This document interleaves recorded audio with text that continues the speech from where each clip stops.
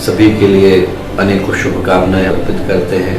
यही प्रार्थना कुछ गुरुदेव से, माँ गायत्री से, वंदनीय माता जी से है कि जिन तक भी ये संदेश पहुँचे उन सबके जीवन सुखी रहें, सुरक्षित रहें, सौभाग्यशाली रहें, उनके शरीर से रोग दूर रहें, मन से उलझनें दूर रहें, दिल से कष्ट दूर रहे, आँखों से आंसू दूर रहे, चेहरे की मुस्कुराहटें लौटें, प्रेम परिवार का जो है यदि कहीं खो गया हो तो वो लौटे, आपस का विश्वास वो लौटे। वो सारी चीज़ें जो कभी कभी हमारे सुख शांति के ऊपर ग्रहण लगा करके बैठ जाती हैं, वो निश्चित रूप से जाए। हर एक का जीवन निष्कंटक, निरापद और निष्कलंक हो, ऐसी प्रार्थना पूज्य गुरुदेव से, वंदनीय माता जी से है। हम लोग एक संकल्प को ले पाने की स्थिति में भी हो। हर व्यक्ति के जीवन में स्वस्थ शरीर लौटे, किसी न किसी रूप में गुरुदेव के दिए गए प्रज्ञा योग को हम लोग धारण कर सकें, नित्य प्रति की श्रमशीलता को धारण कर सकें, और कुछ नहीं हो तो रोज प्रकृति के मध्य में रहने को ही धारण कर सकें। किसी एक संकल्प को लें, ये संकल्प लें कि हमारा शरीर इस वर्ष में पूरी तरह से स्वस्थ रहे, आहार सात्विक हो, संतुलित हो, संस्कारित हो, और शरीर निश्चित रूप से सुखी रहे, सुरक्षित रहे, सौभाग्यशाली रहे। स्वच्छ मन के लिए संकल्प लें कि हमारी पढ़ने की आदत, कम से कम गुरुदेव के साहित्य को किसी न किसी रूप में अवश्य हम लोग पढ़ें।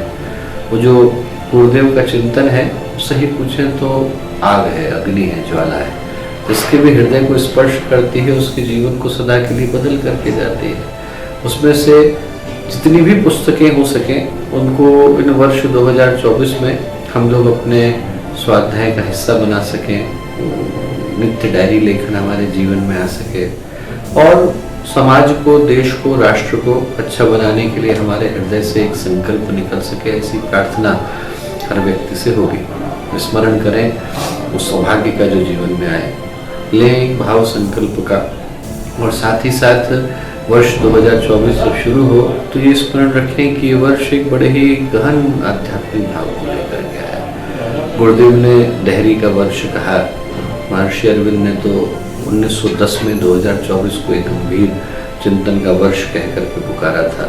इस पार की दुनिया, उस पार की दुनिया अलग होगी, ऐसा कहा।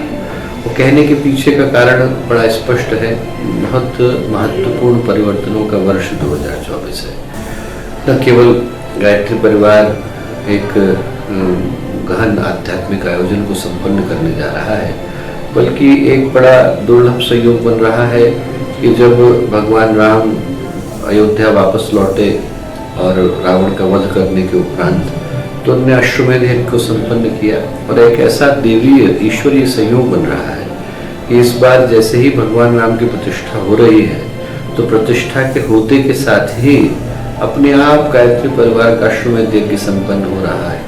उस स्वर्ण युग की शुरुआत का समय और क्षण आ रहा है, जिसकी प्रतीक्षा न केवल हम लोग बल्कि देव शक्तियाँ, ऋषि सत्ताएं कर रही थी। और उस सौभाग्य को सफल बनाने के लिए हम लोगों के द्वारा क्या किया जा सकता है? सामान्य सा प्रयोग हर गायत्री परिजन तो अपने अपने घर में कर ही सकता है। जब भगवान राम लौटे थे तो उनके लौटने के साथ ही दीपकों का प्रज्वलन हुआ था।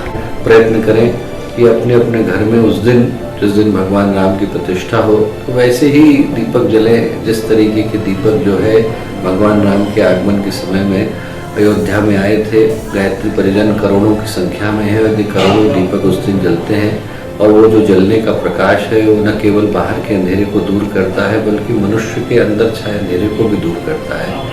तो इससे बढ़कर के सौभाग्य का क्षण दूसरा नहीं हो सकता है। मैं कहूँगा एक भाव मन में आए कि ये वर्ष हमारे हृदय में, व्यक्तित्व के अंदर एक नए महत्वपूर्ण नूतन संकल्प को दे पाने की स्थिति में आए, सौभाग्य का स्मरण कर सकें, और जो आध्यात्मिक आहटें सुनाई पड़ रही हैं उनको सुन पाने की क्षमता हमारे अंदर विकसित हो सके।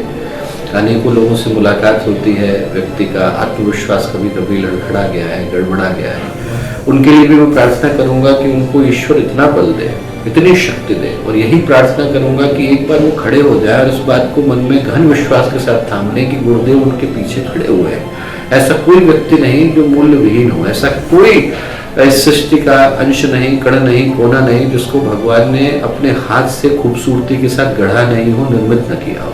हमें हमारी कीमत को पहचानने के लिए ये वर्ष आया। याद करें सौभाग्य को, याद करें संकल्प को, याद करें नई प्रेरणाओं को, याद करें नई संभावनाओं को, और याद करें गुरुदेव के साथ के अपने विश्वास को, संबंध को। हमारा उनका संबंध फेविक्विक के जोड़ की तरह से होना चाहिए। गुरुदेव कहते थे कि गुरु और शिष्य का संबंध जो है वो नवविवाहिता दुल्हन का होता है। डोली पे चढ़ के आती है, अर्थी पड़ जाती है। एक बार जुड़ गए तो अब जीवन में पलटने का, हटने का, मुड़ने का प्रश्न नहीं, जीवन उनको सौंप दिया है। और इस भाव के साथ हम लोग प्रार्थना करें कि जो नया वर्ष आ रहा है वो नई नई चेतनाओं को, नई नई उमंगों को, नए नए संकल्पों को जन्म दे। एक दिनकर की कविता याद आ रही है, सुना करके बात को समाप्त करूंगा। उनने बहुत वर्षों पहले लिखा और वो शायद आज ही की परिस्थितियों के लिए लिखा। उन्हें लिखा, गाओ कवियों जय गान कल्पना तानो, गाओ कवियों जय गान कल्पना तानो, आ रहा देवता तुम उसको पहचानो। है एक हाथ में परशु एक में कुश है, आ रहा नए भारत का भाग्य पुरुष है।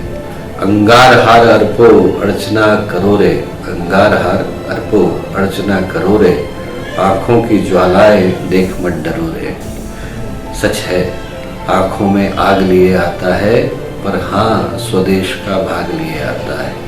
इस समय भारत के जागरण का है और उस जागरण में आहुति देने का सौभाग्य गायत्री परिजनों को मिल रहा है। आपको पुनः नूतन प्रारंभ की, नूतन वर्ष की बहुत सारी शुभकामनाएं, मंगल कामनाएं। हमारे YouTube चैनल शांति कुंज वीडियो गायत्री परिवार को सब्सक्राइब करें एवं बेल आइकन जरूर दबाएं ताकि गायत्री परिवार की विभिन्न गतिविधियों की जानकारी आपको मिलती रहे।